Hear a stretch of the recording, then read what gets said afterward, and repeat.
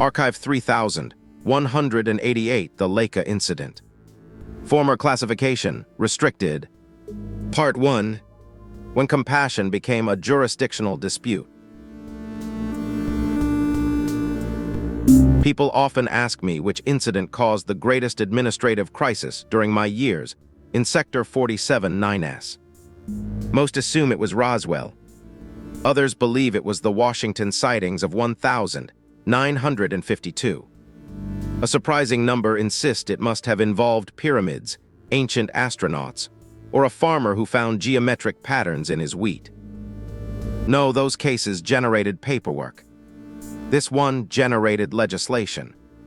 The file you are about to hear eventually occupied 312 volumes, resulted in 4 interdepartmental investigations, 7 diplomatic hearings, and the complete rewriting of the Union's regulations concerning the legal status of non-sapient fauna living on pre-FTL worlds. All because of one small dog. Officially, humans remember her as Laika. Officially, she became the first living creature to orbit Earth. Officially, she never returned. That version of history is remarkably well documented. It is also incomplete. When I first arrived in Sector 47-9S, the Sol system was considered one of the quietest assignments in the Union. The civilizations had not yet developed faster-than-light travel. They possessed primitive radio technology. Their governments were divided. Their understanding of the universe remained enthusiastic. Most young agents assigned their complaint of boredom. Most veterans smiled and wished them good luck. There is an old saying inside the Cultural Containment Division. Every sector is peaceful until the humans discover a new way to surprise your supervisors. At the time, humanity had entered what its historians would later call the space race.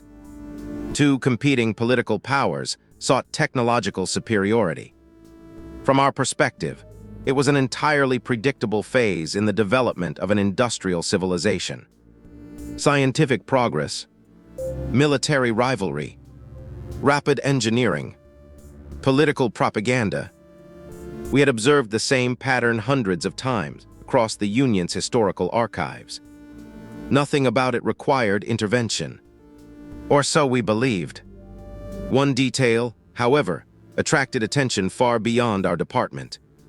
The humans had begun launching animals into space.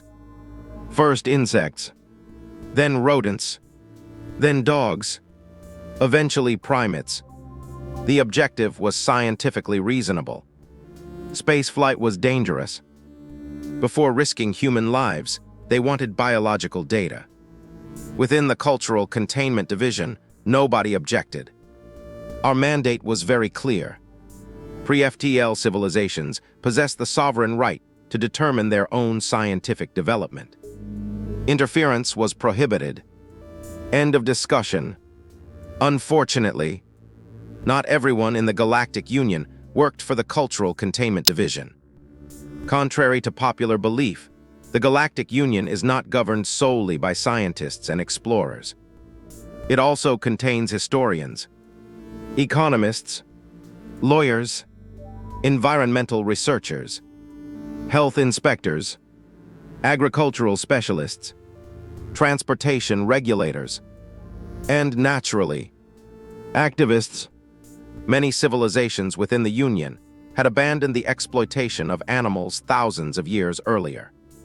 Some had never practiced it at all. As a consequence, several respected organizations dedicated themselves to protecting native ecosystems throughout Union space. Most cooperated closely with local governments. Some specialized in rescuing endangered species. Others rehabilitated planets after ecological disasters. Their work was generally admirable, professional, well-funded, exceptionally organized. Unfortunately, every large organization eventually produces individuals convinced that regulations exist primarily to slow down morally superior people. The most influential among those groups was the Coalition for Universal Faunal Rights. Internally, everyone simply called them the Coalition. Officially, they were recognized by the Union Council as an independent humanitarian organization dedicated to protecting non-sapient life throughout explored space. They maintained rescue stations on hundreds of worlds, operated advanced veterinary hospitals, funded ecological restoration projects. Even our department occasionally requested their assistance after natural disasters. No one questioned their intentions, only their patience. The coalition believed compassion should never wait for committee approval. The Cultural Containment Division believed committee approval was the very foundation of civilization. Relations between our organizations had always been professional, cold, filled with memoranda. The disagreement began with a legal interpretation, so obscure that only lawyers found it interesting. Union law prohibited interference with pre-FTL civilizations. Everyone agreed on that. However, the coalition argued that the law protected civilizations, not animals. According to one particularly ambitious legal advisor, Earth's wildlife constituted an independent biological heritage that existed before humanity and therefore deserved direct protection by Union humanitarian statutes. Our legal department responded with a document of 400 pages explaining why that interpretation was catastrophically incorrect. The coalition answered with 600 pages. Our lawyers replied with 800. By the end of the debate, neither side had changed its position. Several forests had reportedly been cleared on 3 different planets, simply to manufacture the necessary paper. The council eventually postponed any decision, as bureaucracies often do. Everyone returned to work. Or so we thought. Several months later, strange reports began arriving from Earth. Dogs scheduled for Soviet training programs disappeared overnight. Others inexplicably appeared inside secured facilities after having escaped days earlier. Veterinary examinations produced contradictory records. Medical files vanished. Transport schedules changed without authorization. One launch had to be postponed because every tracking collar assigned to the test, animals, had somehow been recalibrated into an unknown measurement system that none of the Soviet technicians could identify. Naturally, they blamed one another. Engineers blamed veterinarians. Veterinarians blamed logistics. Logistics blamed military security. Military security blamed foreign intelligence. No one considered the possibility that an interstellar activist organization had begun conducting unauthorized rescue operations inside a classified space program. To be fair, neither did we. Not at first. The first indication that something far more complicated was happening arrived in the form of an expense report. Oddly enough, that was exactly how most serious crises in Sector 47-9S tended to begin. Part 2. The rescue that was never authorized. The expense report arrived on my desk on an otherwise ordinary morning. At first glance, it appeared to be a clerical mistake. It requested reimbursement for emergency veterinary supplies, atmospheric decontamination equipment, nutritional supplements, and 1 temporary orbital docking permit. Location of use, Sector 47-9S, Earth. Responsible organization, Coalition for Universal Faunal Rights. Authorized by no one.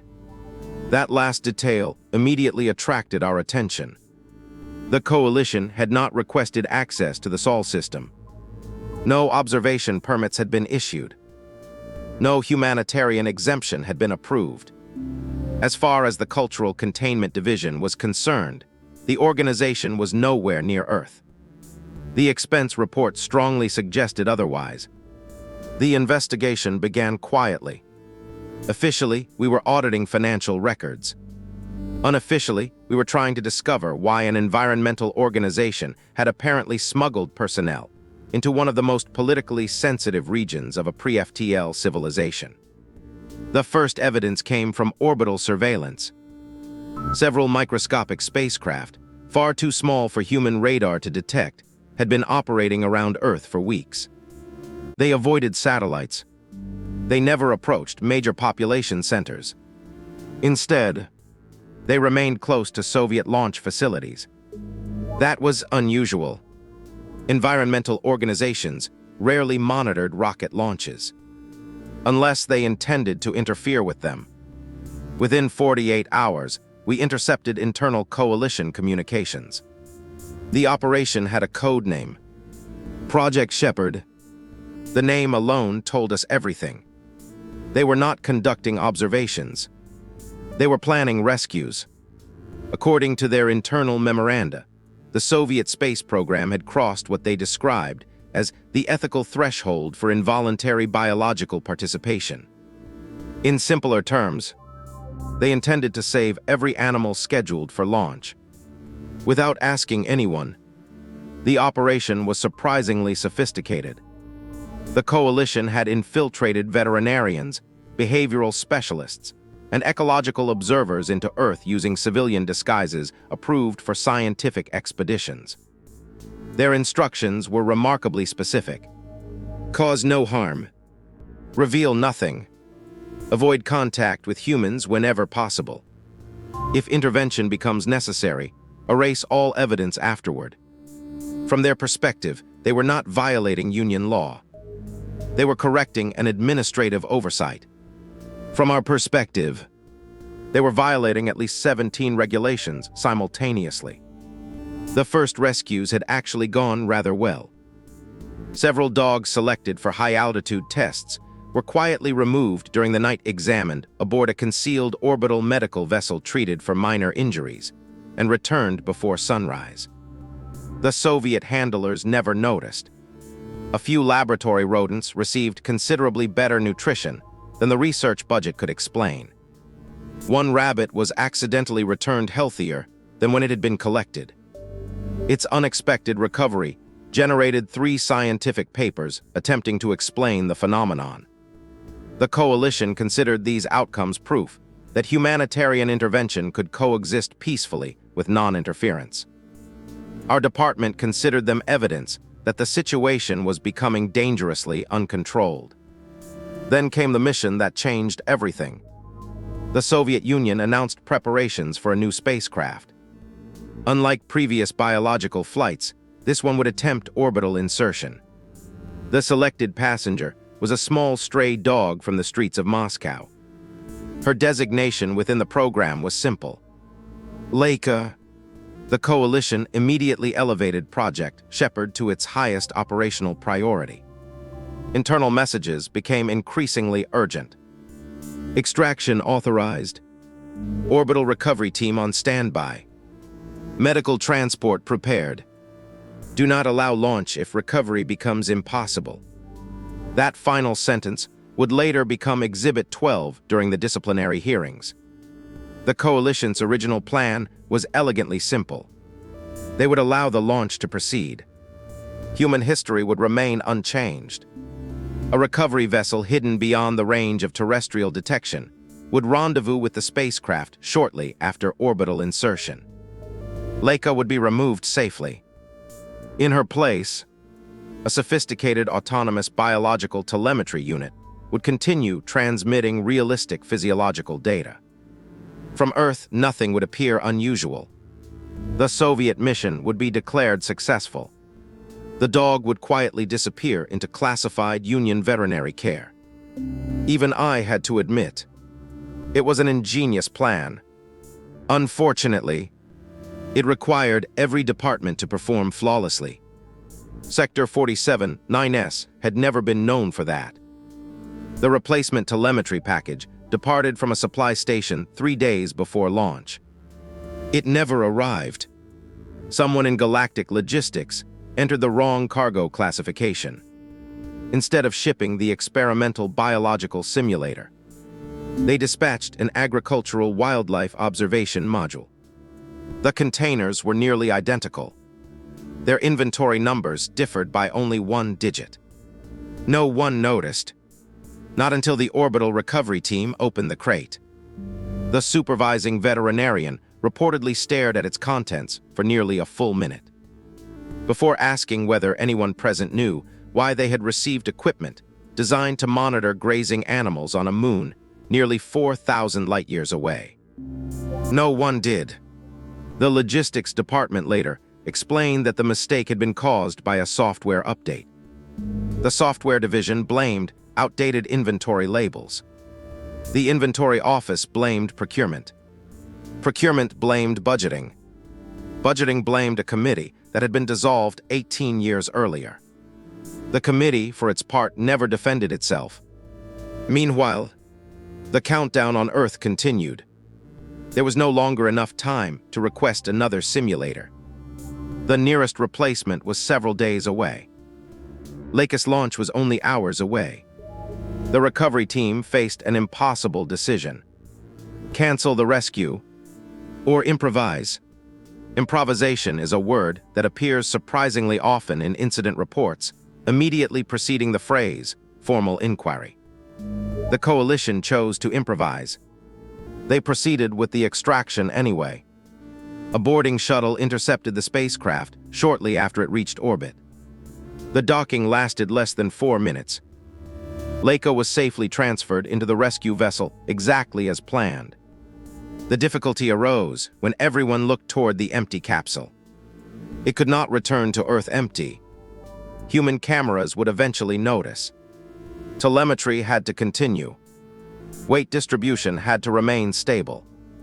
Every instrument had to report normal biological activity. And the only object available was the agricultural observation module. Someone suggested modifying it. Someone else reminded them they had less than 2 minutes. Another proposed aborting the mission. That proposal received no support. Finally, the mission commander uttered one of the most dangerous sentences ever spoken inside an emergency operation. How different can agricultural monitoring equipment really be? The answer, as subsequent investigations established in painful detail, was considerably different. And within the next few hours, the Cultural Containment Division would discover that a well-intentioned rescue operation had evolved into one of the most complicated containment incidents in the history of Sector 47-9S. Part 3. The dog who retired before the paperwork did. The consequences became apparent almost immediately. The agricultural observation module had never been designed to impersonate a dog.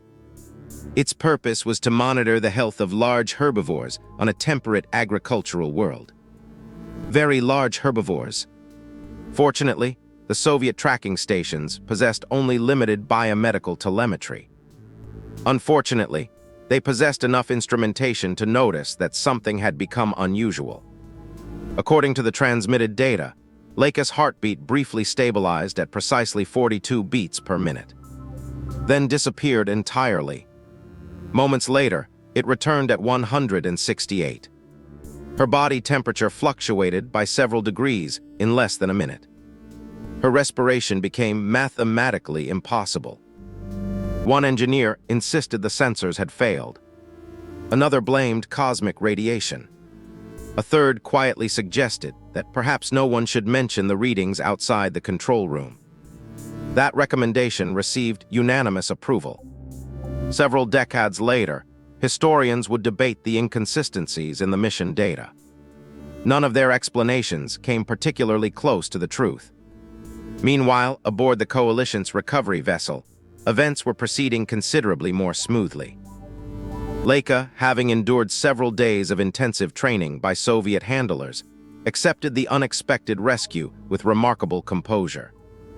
Agency veterinary reports describe her as alert, mildly anxious, cooperative, strong preference for receiving food from anyone wearing white laboratory clothing. She recovered quickly. The rescue itself had been a complete success. The administrative consequences, not so much. The Cultural Containment Division intercepted the Coalition vessel before it could leave the solar system.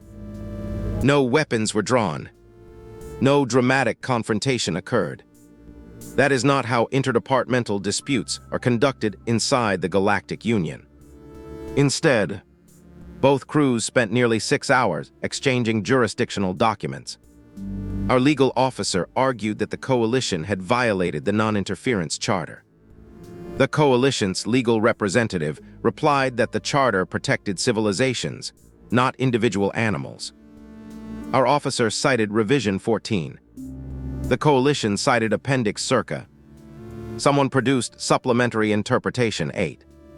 Someone else objected that Interpretation 8 had never been ratified. At one point, 2 lawyers spent 43 minutes debating the legal definition of the word temporary. The dog slept through the entire meeting. She was, according to every witness present, the least stressed participant. Eventually, the Union Council intervened. Not because of the rescue itself, because every department involved had begun filing complaints against every other department. The Transportation Authority complained about unauthorized orbital traffic. The Veterinary Directorate complained about improper quarantine procedures. The Logistics Bureau complained that nobody had returned the agricultural observation module. The coalition demanded reimbursement for emergency medical supplies. The Cultural Containment Division demanded reimbursement for 6 months of investigative work. The Finance Ministry refused every request because the correct reimbursement forms had been submitted in the wrong chronological order. To this day, I am not entirely certain what that means. Neither, I suspect, was the Finance Ministry. After nearly a year of hearings, the Council reached its decision. The coalition had acted from humanitarian motives. That was acknowledged. It had also violated enough regulations to require disciplinary action. That was acknowledged as well. Several senior organizers were suspended from field operations. Project Shepherd was permanently dissolved. More importantly, the Union rewrote its legislation. A new classification was created for animals belonging to pre-FTL civilizations. From that day forward, they became officially designated as participating indigenous biological assets. The title occupied only one line. The accompanying regulations occupied 842 pages. No organization, governmental, humanitarian, or scientific, could remove such an animal from its home world. Without authorization from the Union Council, the Cultural Containment Division, the Veterinary Directorate, and 3 independent ethics committees. The coalition publicly denounced the decision. Privately, even they admitted the previous wording had been dangerously ambiguous. There is, however, one final document in this archive. It remained classified for considerably longer than the rest. Not because it contained military secrets, simply because it embarrassed far too many departments simultaneously. Final addendum, clearance restored. The rescue operation succeeded. Laika never died aboard Sputnik 2. Shortly after orbital insertion, she was safely transferred to the coalition's recovery vessel exactly as originally planned. The telemetry package remained in orbit long enough to preserve the historical record considered necessary by the Cultural Containment Division. Human history continued along its expected course. The paperwork did not. Following mandatory quarantine, Laika was placed under the care of Senior Environmental Inspector Alren Voss, a veteran wildlife specialist who had spent most of his career rehabilitating endangered species from developing worlds. He lived on Elira Prime, a peaceful, temperate planet known throughout the Union for its vast protected forests and its unusually tolerant attitude toward imported terrestrial vegetation. Agency records describe Laika's adjustment as exceptionally successful. She adapted quickly to the lower gravity. She developed an inexplicable fascination with the local 6-legged water birds. She learned to distinguish the sound of Inspector Voss' transport vehicle from every other vehicle in the neighborhood. She also discovered that government-issued sofas were surprisingly comfortable. Inspector Voss submitted 17 maintenance requests regarding damaged furniture. All 17 were denied. The Housing Administration concluded that normal domestic wear caused by a rescued Earth canine does not constitute structural damage. Inspector Voss disagreed. Laika did not. Agency veterinary records indicate that she lived a long, comfortable life. She died peacefully of natural causes in the Earth year 1967, surrounded by those who had cared for her since her rescue. Inspector Voss requested permission to erect a small memorial near his residence. The request was approved. The memorial was modest. It bore only a single inscription: Laika, explorer, good dog, no rank, no political symbols, no speeches. Sometimes simplicity is sufficient. Among humans, Laika became a symbol of sacrifice in the early history of space exploration. Among those of us who knew the complete story, she became something rather different. The only Earth dog ever to trigger 4 interdepartmental investigations, 800 pages of revised legislation, and a permanent change to Union law. Not intentionally, of course. She never understood any of it. She simply accepted kindness wherever she found it. There are civilizations that could learn from that. The public archive concerning the incident was finally released decades after my retirement. Most readers focused on the legal dispute. Others debated whether the coalition had been justified. Very few noticed the final line of the veterinary report. I did. It simply read, "Subject remained friendly until the end." After 70 years in the Cultural Containment Division, I came to appreciate concise reports, especially when they concerned someone who had never filed a single complaint.